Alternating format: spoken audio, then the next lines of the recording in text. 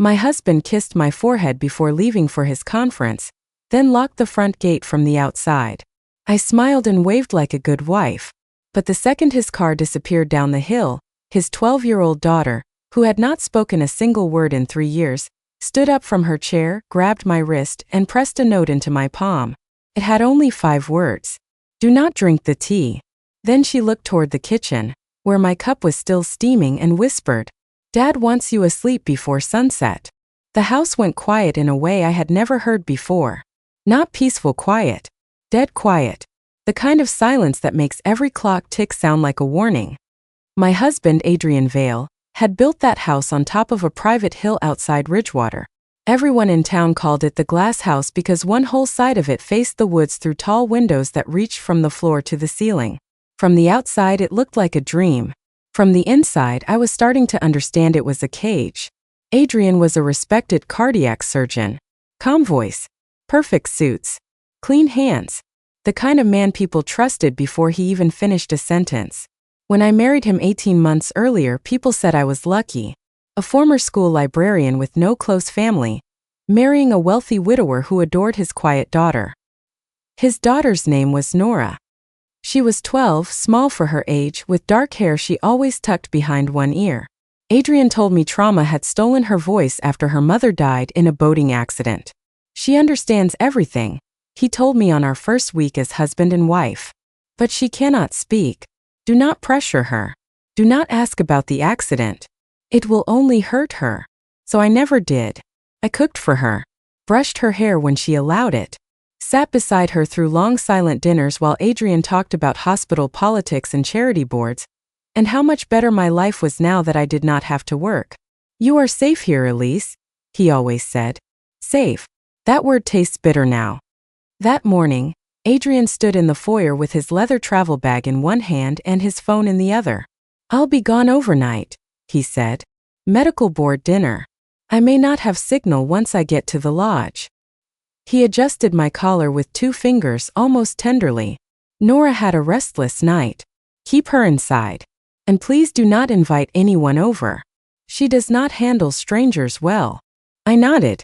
That was what I had been trained to do. Nod. Agree. Make things easy. Before he left, he poured tea into my favorite white cup. Chamomile and honey. The same tea he made every time I had a headache or cried too long, or asked too many questions. Drink this before it gets cold, he said. You look tired. Then he kissed me. His mouth was warm. His eyes were empty. At the front gate, he got out of the car and wrapped a chain through the iron bars. I watched from the window as he locked it with a heavy brass padlock. A cold feeling moved through my stomach. When he came back to the driver's side, he looked up at the house. For 1 second I thought he saw me watching. Then he smiled and drove away. I stood there for a while, holding the curtain between my fingers. Behind me, Nora sat in her chair near the piano, staring at the floor. She always sat like that. Back straight, hands folded, eyes lowered, like a child trying to take up as little space as possible. Nora, I said gently, do you want breakfast? She did not answer. Of course she did not. I turned toward the kitchen. The tea was still waiting on the island, a soft ribbon of steam curling up from the cup. Picked it up. The smell was sweet, floral, familiar. But under it there was something else. Metallic. Sharp. I frowned and brought it closer. That was when Nora moved. Not slowly. Not weakly. She shot out of her chair so fast the legs scraped against the floor. Before I could react, she grabbed my wrist. The tea sloshed over the rim and burned my fingers. Nora. Her face was pale, but her eyes were alive. Focused. Terrified. She shoved a folded paper into my palm. Then she pressed both hands over her mouth, as if stopping herself from making a sound. I unfolded the note. Do not drink the tea. My breath stopped. I looked at the cup, then at her. Nora. What is this? Her lips trembled. For a moment nothing came out. Then in a voice so thin it barely sounded human, she whispered, Dad wants you asleep before sunset. The cup slipped from my hand. It hit the marble floor and shattered. Tea spread across the white stone like old blood. Nora flinched at the sound. So did I. Because somewhere in the house, A tiny red light blinked. A camera. Hidden inside the smoke detector above the kitchen. Nora saw me looking. Her eyes widened. She shook her head hard. Then pressed one finger to her lips. Do not react. Do not scream. Do not let him know. My whole body went numb. For 18 months I thought I was living with a wounded child. Now that child was the only person in the house who understood the monster I had married. Nora pulled me by the sleeve toward the pantry. She moved with the speed of someone who had practiced this in her head 1,000 times. Inside the pantry, she pushed aside a stack of cereal boxes and opened a narrow panel behind the shelf. Hidden inside was a small notebook, a cracked phone without a SIM card, and a plastic pouch full of tiny folded notes. My knees weakened. Nora, how long have you been able to speak? She looked down. Always. The word was barely a breath. I gripped the shelf to keep myself standing. Your father said the accident. He lied. Her voice shook, but her eyes did not. Mom did not drown by accident. The pantry seemed to shrink around us. All the air left the room. Nora opened the notebook and flipped through pages filled with dates, times, and short sentences written in a child's careful handwriting. Dad changed Mom's pills. Dad told police she had been drinking. Dad made me say nothing. Dad said if I talked I would go where Mom went. My stomach turned. I covered my mouth. Nora watched me, not with childish fear, but with the tired patience of someone who had waited too long for an adult to finally understand. He told everyone I stopped speaking from trauma, she whispered. But I stopped because he listened at doors, phones, cameras, vents. If I was silent, he forgot I was there. I thought of all the dinners Adrian had spoken freely in front of her, all the calls he took while she sat across the room, all the cruel little jokes he made about patients, colleagues, debts. Because to him, Nora was furniture. Quiet, broken thing. Useful only because people pitied him for raising her. The thought made me sick. Why today? I asked. Nora pointed toward the broken teacup outside the pantry. He changed the policy last week. What policy? She reached into the plastic pouch and handed me a folded printout. It was a life insurance document. My name was on it. My death benefit had been increased to $3 million. Adrian was the sole beneficiary. My hand started shaking so badly the paper rattled. Nora handed me another note. Not a note. A printed screenshot. A message thread between Adrian and someone named Celeste. Celeste wrote, "Is the little wife still drinking whatever you give her?" Adrian replied, "She trusts me. By tonight she will be too sedated to fight smoke." Celeste sent, "And the girl?" Adrian answered, "Nora knows better than to move." I stared at the words until they blurred. There are moments when betrayal does not arrive as anger. It arrives as a blank space. A gap between the life you thought you had and the life that was actually happening around you. I heard Adrian's voice in my memory. "You are safe here, Elise." No, I was not safe. I was stored. Like an object he planned to break when it became profitable. My first instinct was to run. I grabbed the cracked phone. "Call 911. Nora shook her head. No signal. He installed a jammer after I tried last year. Then the landline. Cut. The gate. Locked. Back fence has electric wire. She said each answer quickly, like she had already tested every escape and failed. A wave of panic rose in my chest. "Nora, we cannot just stay here. We are not staying." She pulled the cracked phone from my hand and tapped the screen. It was connected to something. Not Wi-Fi. A medical device. I remembered the small silver bracelet Adrian made her wear at night. He told me it tracks sleep patterns because of her trauma. Nora typed fast. I rewired the health monitor. It sends pulse data to Dad's hospital server. I made it send words instead. I stared at her. "You did what?" Her mouth tightened. "I learned from the tablets he forgot to lock." The screen showed one message queued. SOA. Attempted poisoning. Locked inside. Cameras active. Adrian Vale responsible. Below it, a blinking line read. Sending when external signal opens. When will that happen? I asked. When he checks the cameras from the road. The jammer drops for about 6 seconds. My eyes filled with tears. This child had not been helpless. She had been surviving in silence. Every day. Every meal. Every breath. Nora, why didn't you tell me before? Her face changed. For the first time she looked 12. Because you loved him. The words cut deeper than any accusation. I did love him. Or I loved the man he performed for me. The soft voice. The careful hands. The grief of a widower. The patience of a father. I had mistaken control for care. Isolation for protection. Surveillance for concern. That is how people like Adrian win. They do not build cages with bars at first. They build them with kindness. Then rules. Then fear. Then shame.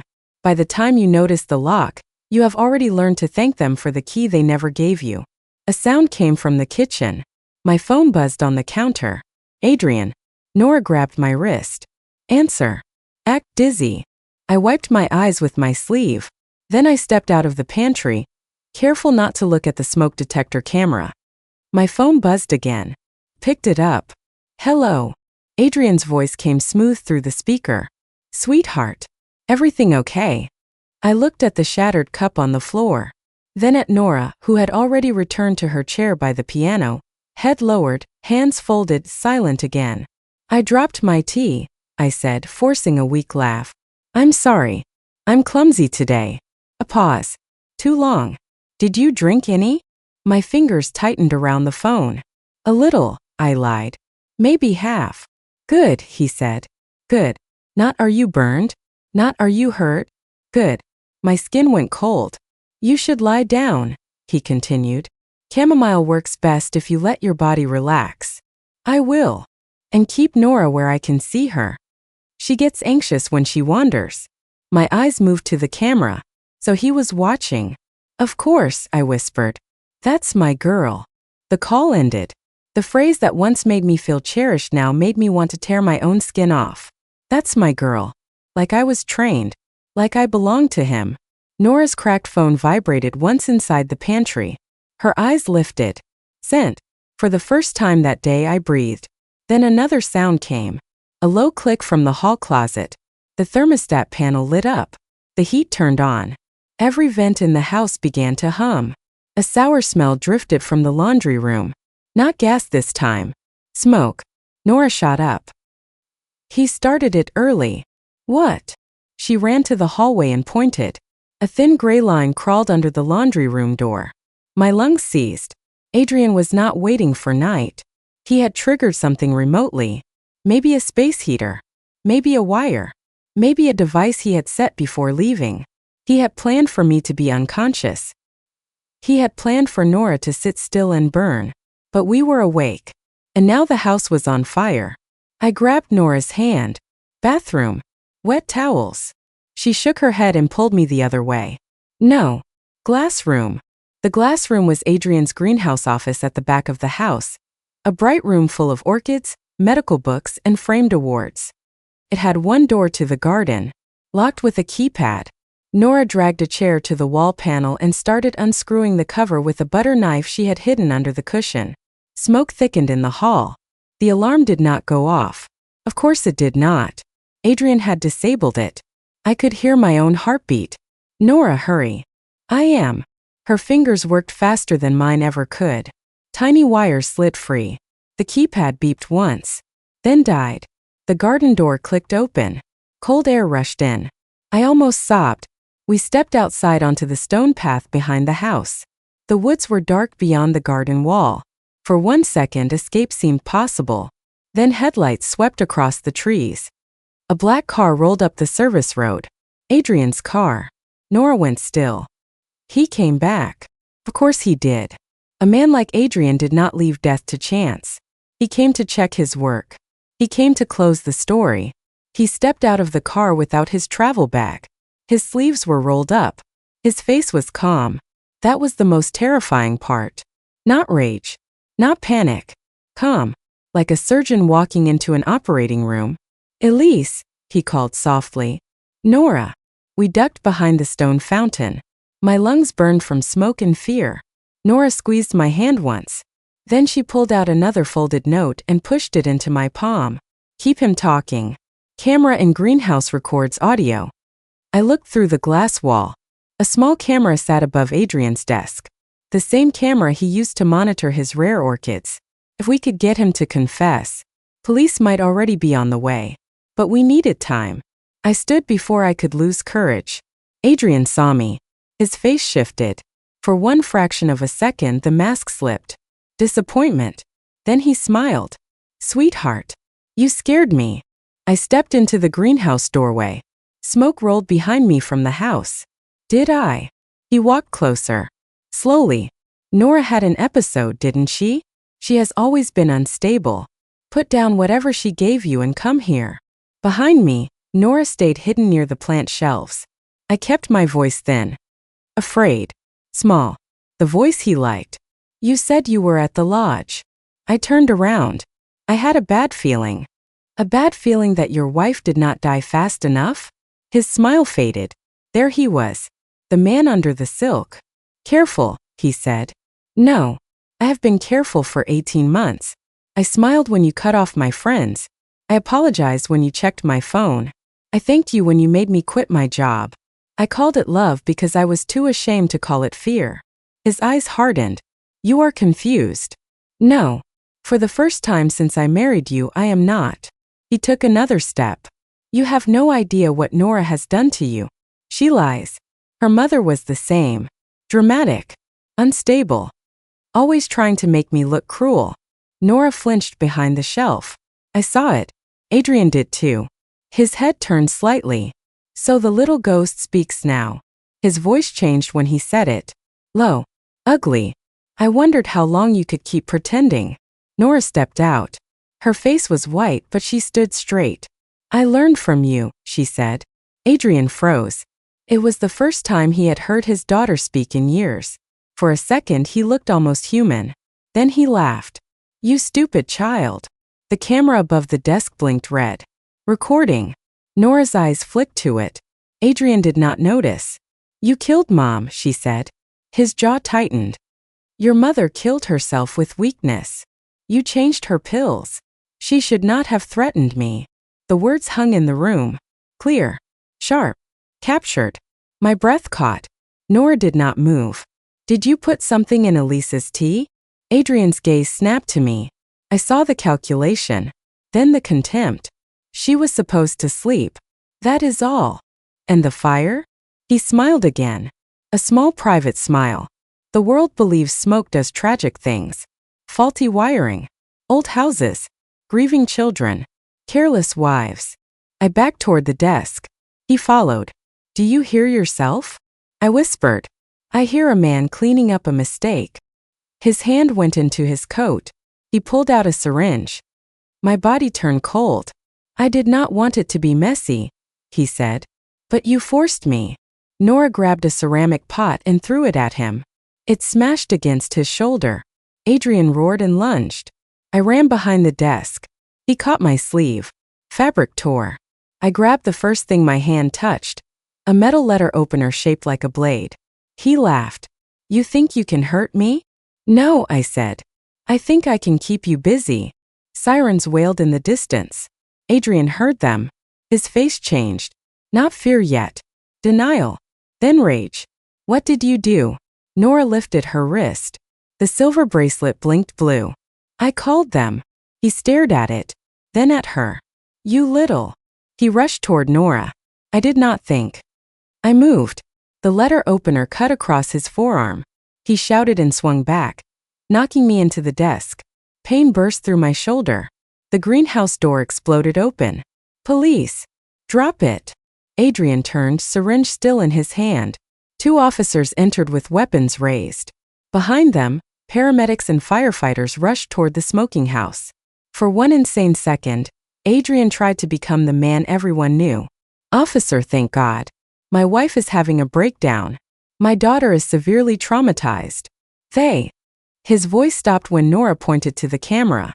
An officer looked up. The red light still blinked. Another officer moved to the desk and checked the recording system. Adrian's face emptied. The mask fell all the way off. No, he whispered. I stood with one hand on the desk, shaking so hard I could barely breathe. Say it again, Adrian, I said. Tell them how smoke does tragic things. He looked at me like he wanted to kill me with his eyes. But his hands were already being forced behind his back. The syringe hit the floor and rolled under a fern. Nora walked to me slowly. Then, for the first time since I met her, she reached for me first. I pulled her into my arms. She was trembling. So was I. Behind us, the glass house filled with flashing red and blue light. The fire was contained before it reached the main structure. The officers found the device in the laundry room. They found sedatives in the tea tin. They found a signal jammer hidden behind Adrian's medical awards. They found insurance papers in his locked drawer, and messages from Celeste, the woman who had already chosen a villa in Monaco for a life paid for by my death. But the strongest evidence was not in the drawer. It was not in the tea. It was not even the camera. It was Nora, the silent child. The child he had taught the world to ignore. 6 months later, I sat in a courtroom with Nora beside me. She wore a blue dress and kept both feet flat on the floor. No lowered head. No folded hands. No performance of brokenness. Adrian Vale was found guilty of attempted murder, insurance fraud, arson, witness intimidation, and the murder of his first wife. When the judge read the sentence, life in prison without parole, Adrian did not look at the judge. He looked at Nora. For years, he had used silence as a weapon against her. Now her voice had buried him. As the bailiffs led him away, he turned to me. "Elise," he rasped, "you do not understand what she is. She is not your daughter." I looked at Nora. Her hand found mine. Then I looked back at him. "That is where you are wrong," I said. "You made her an orphan. I became her witness. The court can handle the rest." 3 months after that, Nora spoke at her mother's grave. Only one sentence. But it was enough. "He cannot scare us anymore." The wind moved through the grass. I stood behind her, not touching her, not pushing her, just staying close enough for her to know I would not leave. People ask why I did not see it sooner. Why I did not run. Why I did not call the police the first time Adrian made me feel small. I used to ask myself that too. But fear does not always look like fear when you are inside it. Sometimes it looks like a husband making tea. A locked gate explained as protection. A camera called a safety device. A child called broken because the truth in her mouth is too dangerous. I survived because Nora refused to stay the ghost he made her. And Nora survived because, for one day, I finally believed the child everyone else had been taught not to hear. So when someone quiet tries to warn you, listen. Sometimes the person who says the least is the only one telling the truth. Disclaimer. This video is created for the sole purpose of entertainment. All situations, characters, and stories in this video are fictional and are built entirely using artificial intelligence technology. We hope you have a relaxing time.